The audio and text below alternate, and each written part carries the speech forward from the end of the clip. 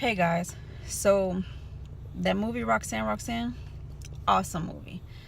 It caught my attention right away and I loved it. If you haven't seen it, go check it out. But there's one part in there that stood out to me, and that's the part that when she was dating the older guy after she had a baby, he started to abuse her. And in the beginning, he was nice to her. He was sweet to her. And going towards into the relationship, he started to abuse her. And one thing he said was, "I hate you because I love you." False. Nobody hits you because they love you. Absolutely not. That's abuse. And physical abuse on top of that. If you are going through something and somebody is abusing you mentally, physically, or emotionally, you need to leave. It's not worth it. And why it hit home was because I was dating somebody, and one day I got off of work and I was talking to my little brother that I haven't talked to in years. And he said, "Oh, who are you talking to?" And I said, "I'm talking to my brother." We hung up the phone after 45 minutes and a big old argument broke out. But then it became physical. And he put his hands on me and he slammed me on the ironing board that was left open. Ironing board got bent up. Then somehow the mattress came off the bed and he body slammed me on the box spring. Imagine your whole backside getting slammed on a bunch of wood. I ran to the bathroom and I told him to leave me alone, that I would sleep in the tub, and if I can get my phone so I can call one of my friends to come and get me. Well, when it was silent and I thought he was gone, I came out the bathroom to try to go get my phone, and I was gonna call 911. He took my phone and he said since I wanted to talk, I can eat my phone, and he tried to shove it down my throat.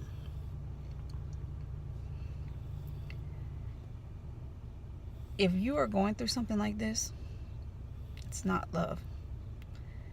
And I wish I had the resources and the people to tell me that really did love me to escape. Or I wish I had somewhere to really go, because at that time, I was hurt. And after he put his hands on me, he was like, "I love you." And I was stupid enough to stay. There were several other times he tried to flip the car. He threatened to yank the wheel when we were on an overpass or when we were in a bunch of traffic.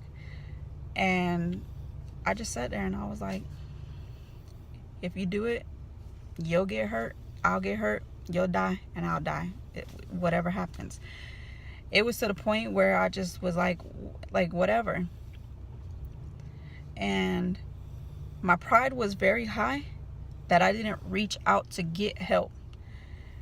It was to one point where I was just saying, I will live on the streets. I don't know how to live on the streets, but it got so bad that I was like, you know what?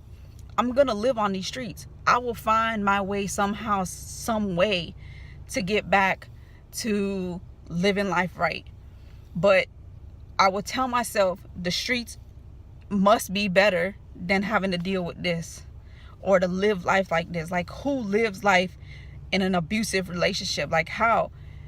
And I just was like, I'm going to die if I don't leave. Well, what I did was I finally let some of my pride come down, and I called my best friend and I said, "Can you ask your mom, can I stay?" That was the hardest thing that I've ever done, was ask somebody to stay with them. And her mom said yes.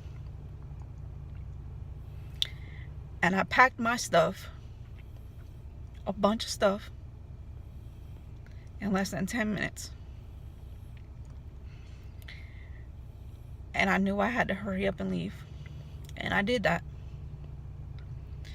And it was the greatest feeling that someone could ever feel, escaping this abuse. I never told nobody the abuse that I've been through. I never told nobody the stuff that he did to me. When people see me, they seen a smile on my face because I didn't show my hurt to nobody. I smiled at everybody like everything was fine, like the relationship we were in was good, and it wasn't.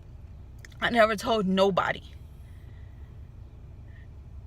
But all I'm telling you, if you're in a relationship, male or female, and somebody is abusing you in any way, shape, or form, leave. The grass is greener on the other side. Trust me. Get out of it. Go get some help. Go find some help. Do not stay. This person does not love you. That's not love. And I have learned that. Yes, I have learned, and I would never deal with it again. That person used to tell me that they love me when they were hitting me or after they got done hitting me and stuff like that. And I don't know how it made them feel, but it hurt me. And I covered up my hurt. And I believed that they cared about me or that they loved me. No. I have learned now from the marriage I'm in, my husband is amazing. And that's love. What we have is love.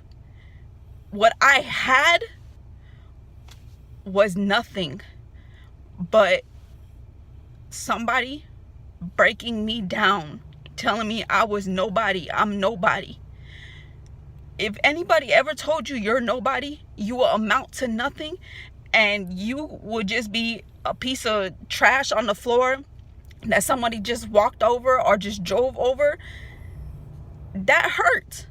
And hearing it day and day and day, it kills you.